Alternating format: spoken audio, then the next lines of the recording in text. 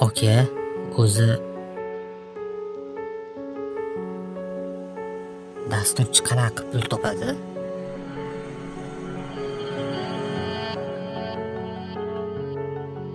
Hozir ko'rasan. Hammaga salom, men Botir. Bugun sizlar bilan dasturchi bo'lib pul topish usullari, yo'llari haqida gaplashamiz. Bu ba'zi dasturchilarga, boshlovchi, bo'lajak dasturchilarga, hattoki ba'zi bir ota-onalarga ham foydali ma'lumot bo'ladi degan umiddaman.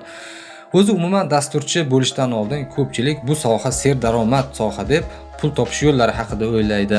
Ba'zilar dasturlashni o'rganib bo'lgandan keyin pul topish yo'llari haqida o'ylaydi. O'zi umuman bu sohada pul topish usullari hammaga ham qiziq.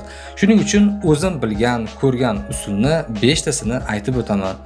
Bu demak, ma'lumotlar faqatgina yo'llar, usullar haqida, dasturchi pul topish usullari haqida, pul topish bo'yicha boshqa keyingi videolarimizda Xudo xolisa bu haqida ham ma'lumot berib o'tamiz. Demak, boshladik. Birinchi usul korxonalarda dasturchi bo'lib ishlash. Hozirgi kunda O'zbekistonda ham IT korxonalari, dastur ishlab chiqaruvchi korxonalar anchagina ko'payib qolgan va bularda dasturchilarga doimiy talab bor. Ayniqsa boshlovchi dasturchilar uchun, endi o'rganib bo'lgan dasturchilar uchun, amaliyotni o'tash uchun, ya'ni stajirovka bo'lish uchun ham IT korxonalarda ishlashni maslahat beraman. Chunki siz u yerda jamoa bo'lib ishlashni, katta proyektlarda dasturchilar qanaqa ishlashini ko'rasiz, ko'plab bilimlarni olasiz. Bu sizga anchagina ko'p bilimni beradi. Boshlanishda kamroq oylik olishingiz mumkin, kamroq pul topishingiz mumkin, lekin kelajakda siz ham boshqa dasturchilardek ko'p pul topishingiz mumkin.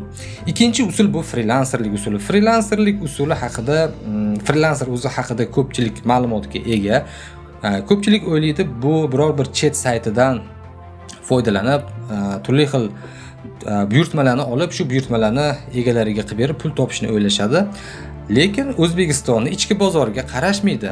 O'zbekistonning ichki bozorida ham ko'pgina firmalar o'z dasturlarini qilishadi. Bunga talab anchagina yuqori.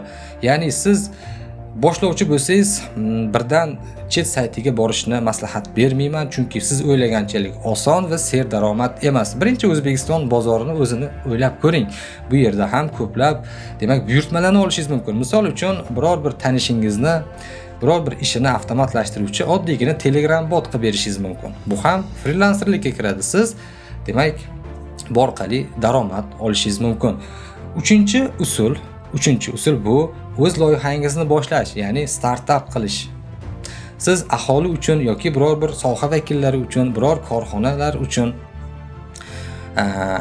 foydali biror kimga foydasi tegadigan dastur qilishingiz mumkin. Bu dasturingiz rivojlanib ketsa, kelajakda bu sizni biznesingizga aylanadi. Faqatgina bu sohada sizga ozroq tajriba kerak bo'ladi, vaqt kerak bo'ladi. Bu albatta, agar siz startup qilib yuritsangiz, albatta bu soha anchagina daromadli soha hisoblanadi. To'rtinchi usul bu o'z kodingizni sotish, ya'ni dasturchilar ko'pincha turli xil modullarni, turli xil sistemalarni, tayyor saytlarni, kodlarini sotishadi. Shundan ham daromad ko'rishadi.